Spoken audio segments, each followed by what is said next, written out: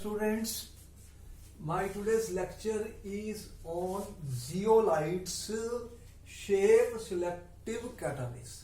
As the name is clear, I am saying these catalysts are shape selective. What it means that here the activity or the chemical reaction of the catalyst depends on pore structure. I'm saying pore structure. I'm saying size of the pores which are present in the size depends on the pore structure of catalyst and size of reactant and product molecules important product molecules. That is why we are saying they are shape selective catalysts. That the shape of these catalysts is such that they have pores which are present in them, and the size of the pores is about 260 to 700 nanometer. So they have very small pores which are present, maybe around 640 or something like that. So they have very small pores. In those small pores, only those molecules can go and get absorbed whose size is you can see in between this, smaller than this. So the particles or the molecules which are smaller size, those reactant molecules whose size is smaller than this will be able to get absorbed in the pores. And one of the main shape selective catalysts which is very in great used are zeolites. What are zeolites? These are nothing but they have microporous. These are microporous aluminium silicates which have three-dimensional network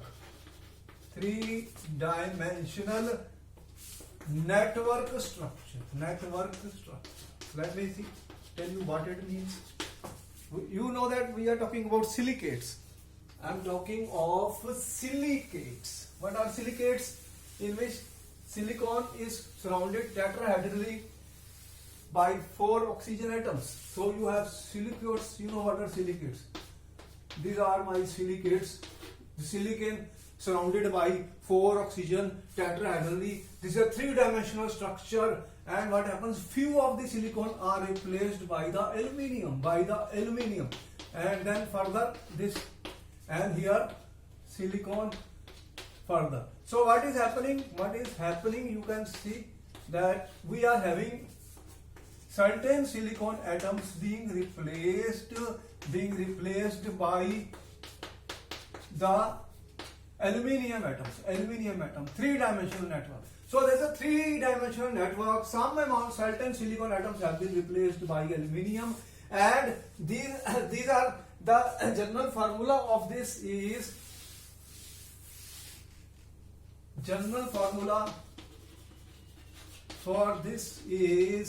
I can write MXN alumina X silicate Y, and they are hydrated Z molecules of water. So these are hydrated aluminium silicates. What they do is they are heated in vacuum, and when we heat them in vacuum, what happens is they are dehydrated. They lose water. When they will lose water, they become porous, and they have cage-like structure, which we call as honeybee type structure.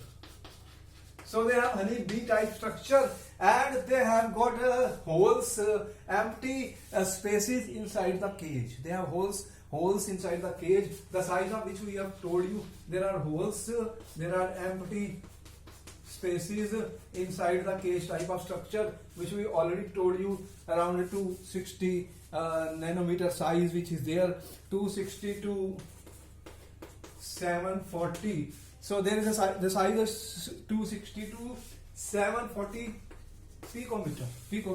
So they have very small size, which is around 260 to 740 picometer. I have given earlier in nanometer. Please change it to 260 to 740 picometer.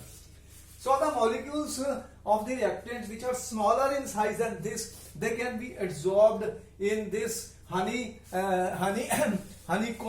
or I may say honeycomb-like structure.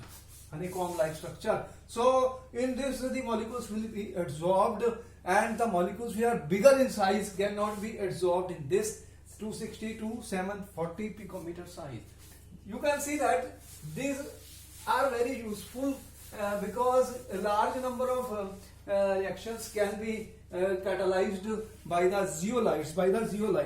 They are nothing but aluminum silicates, and it all depends on the size of the pores of this. Important thing is that the formula which I have told you here, N is the valence which we are saying.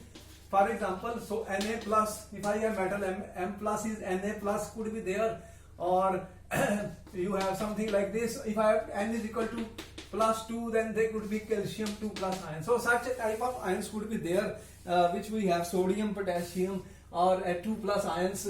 So what is important is that you have sodium ions here, and the valency and alumina silicates, three-dimensional network of this. On heating, the water is no longer there, so you have pores in them, which can absorb the molecules which will be reacting. The important applications of these zeolites is that if the M plus is sodium plus ion, then the size of the pores is such that it can absorb straight chain hydrocarbons and not branched chain hydrocarbons. So that means they are very specific in action. What I am trying to say, that these zeolites are very specific in their action, highly specific in action, which again I am saying they depend on the size of the pores. And some of the uses of this is, one of the uses is that these zeolites are used for cracking and isomerization of hydrocarbons.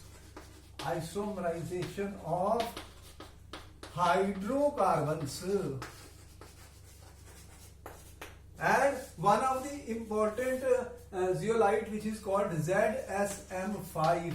ZSM5 is used for the preparation of gasoline.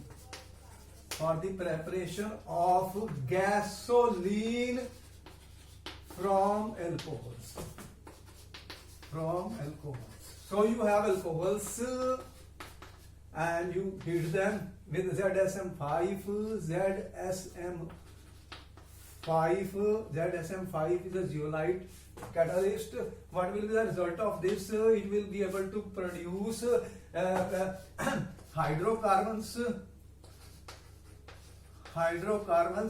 What it does is it removes the water from the alcohols, and a mixture of hydrocarbons is obtained. So they find use in petroleum industry.